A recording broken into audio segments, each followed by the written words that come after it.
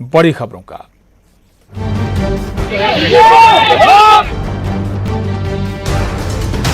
वो मौत की बावड़ी, वो खौफ का मंजर, तबाही का आलम, चीख पुकार और तड़पते तड़पते जाती रही जिंदगियां। मंदिर में हवन हो रहा था और अचानक बावड़ी की छत धंस गई और लोग नीचे जा गिरे।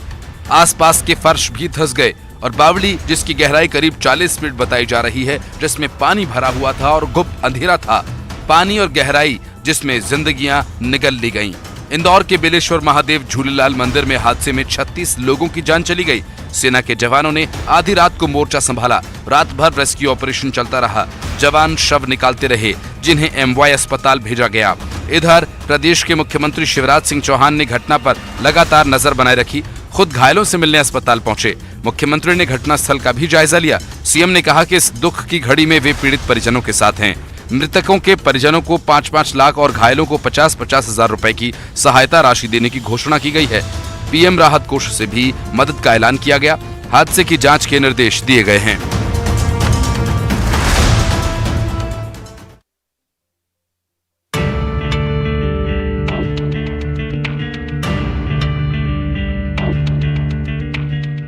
इंदौर के बेलेश्वर महादेव झूलेलाल मंदिर में हुए हादसे पर लोग गमज़दा थे। लोगों को बचाने के लिए जद्दोजहद चल रही थी। इधर जबलपुर में यज्ञशाला के हवन कुंड से आग की लपटें उठने लगीं। दरअसल कटंगी क्षेत्र के मुर्रई गांव में रामनवमी पर हवन का आयोजन किया गया था। तभी हवन के दौरान यज्ञशाला में आग लग गई। यज्ञशाला में आग लगते ही अफरा तफरी मच गई और हवन कर रहे सभी लोग यज्ञशाला से बाहर आ गए। बताया जा रहा है कि हर साल नवरात्रि पर भगवत कथा और समापन पर सामूहिक यज्ञ का आयोजन किया जाता है। गुरुवार को भी जब यज्ञशाला में हवन चल रहा था, तभी पूर्णाहुति के दौरान हवन कुंड से एक ऐसी लपट उठी, घास फूस से बनी यज्ञशाला की छत पलक झपकते जलने लगी। देखते ही देखते हवन कुंड के साथ साथ यज्ञशाला भी जलकर राख हो गई। गनीमत ये रही कि हादसे में किसी तरह की कोई जनहानि नहीं हुई।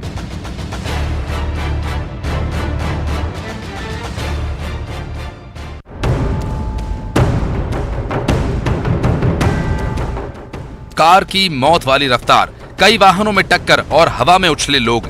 इंदौर के भंवरकुआ थाना इलाके के पालदा में रफ्तार का कहर देखने को मिला, जिसका सीसीटीवी फुटेज भी सामने आया, जो दिल दहला देने वाला है।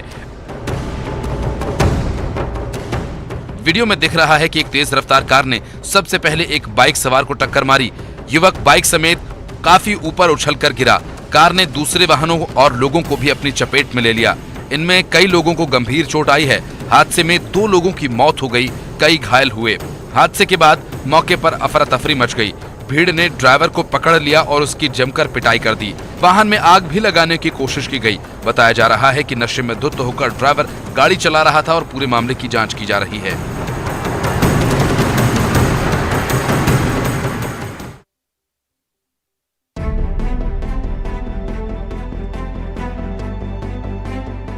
मध्य प्रदेश के दमोह जिला में बड़ा हादसा हो गया। यहां जबेरा थाना इलाके में एक घर में खाना बनाते समय गैस सिलेंडर में विस्फोट हो गया। विस्फोट के बाद घर में आग लग गई।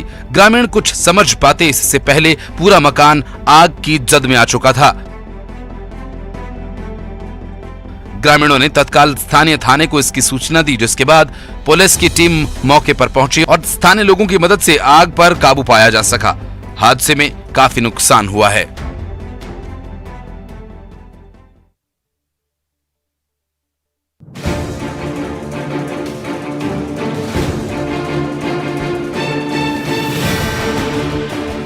भीषण आग की ये तस्वीरें उत्तर प्रदेश के कानपुर की हैं।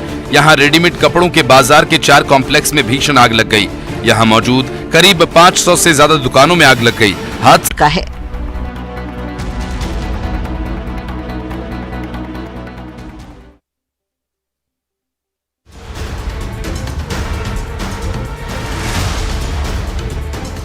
अस्पताल का बरामदा और एक महिला के साथ मारपीट। सीसीटीवी में कैद ये तस्वीरें छत्तीसगढ़ के मुंगेली जिला अस्पताल की है। बताया जा रहा है कि लाल कपड़े में दिख रही ये महिला अस्पताल की ही कर्मचारी है, जबकि काले शर्ट में हाथापाई करता शख्स अस्पताल का गार्ड। हाथापाई की पूरी घटना सीसीटीवी में कैद हो गई। ये विवाद किस कारण हुआ, इसका पता नहीं चल सका है। आरोपी गार्ड के खिलाफ मामला दर्ज कर लिया गया है। आरोपी की तलाश की जा रही है।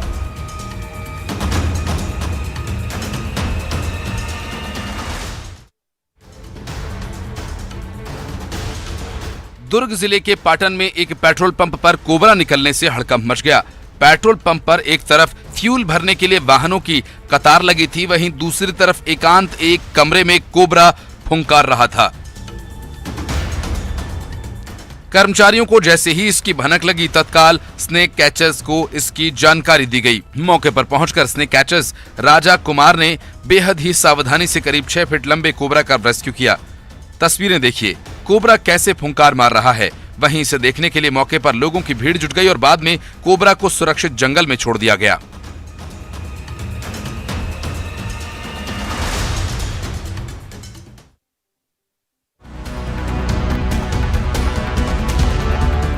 घर का कोना जहां कबाड़ के सामान फेंके थे, वहां कोबरा फुंकार रहा था। जब परिजनों ने मौत की ये फुंकार सुनी तो उनके होश उड़ गए। आधी रात में परिजन हैरान और परेशान हो गए। मामला पेंड्रा के सकोला का है। तत्काल परिजनों ने सर्प मित्र को इसकी सूचना दी और इसके बाद सर्प मित्र उनके घर पहुंचे और फिर सांप का रेस्क्यू किया गया। एक बार फिर कोबरा को जंगल में सुरक्षित छोड़े जाने के बाद परिवार ने राहत की सांस ली। सर्प मित्र ने बताया कि मार्च में बारिश की वजह से सांप लगातार निकल रहे हैं, लिहाजा इससे सावधान रहने की जरूरत है। वहीं उन्होंने सांप को न मारने की भी अपील की।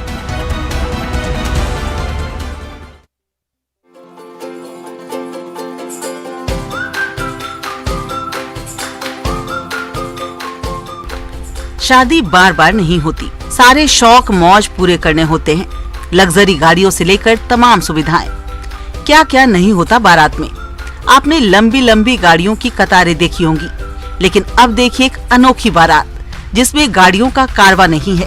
बारात में है तो सिर्फ बैलगाड़ी, जिस पर दूल्हा सवार है। दरअसल धमतरी जिले के एक युवक ने पेट्रोल और डीजल की बढ़ती कीमतों को देखते हुए बैलगाड़ी से बारात निकालने का फैसला किया। बैलगाड़ी को खास तरीके से सजाया गया। खास बात ये रही कि बारात में रामनवमी को देखते हुए राम जी की बड़ी बड़ी तस्वीरें और ध्वजा लहराते हुए बारात निकाली गई।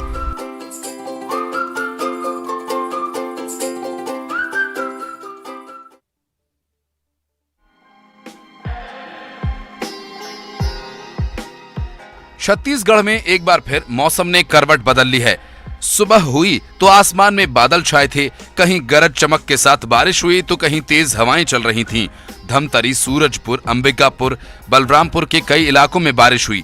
इसकी वजह से तापमान में गिरावट देखी गई। बारिश के चलते गर्मी से राहत तो जरूर मिली, लेकिन किसानों के लिए ये चिंता का सबब है। इधर मौसम विभाग ने प्रदेश के कई हिस्सों में अगले 24 घंटे में अंधड़ चलने और ओला गिरने की आशंका जताई। सरगुजा, बिलासपुर संभाग में अलर्ट जारी किया गया। प्रदेश के कई हिस्सों में बूंदाबांदी जारी है, जो अगले कुछ दिनों तक जारी रहने का अनुमान है।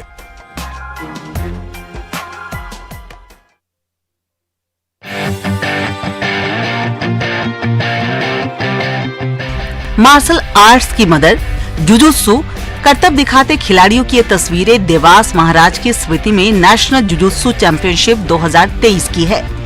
तुकोजी राव पवार स्टेडियम में खेले जा रहे प्रतियोगिता में हिस्सा लेने के लिए 26 राज्यों से 1350 खिलाड़ी पहुंचे।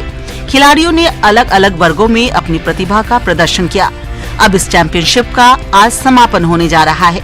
यहाँ फर्स्ट, सेकंड, थर्ड पोजीशन पर आने वाले खिलाड़ियों का अंतर्राष्ट्रीय स्तर पर चयन होना है।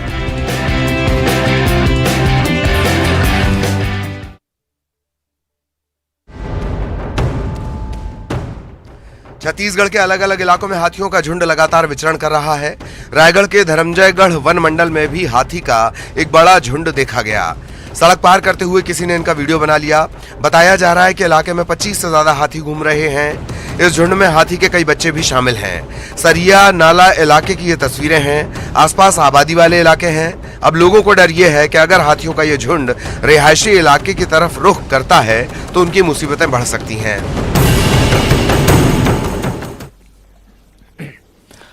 और आज रिलायंस भारत का पहला मल्टी आर्ट सेंटर शुरू करने जा रहा है।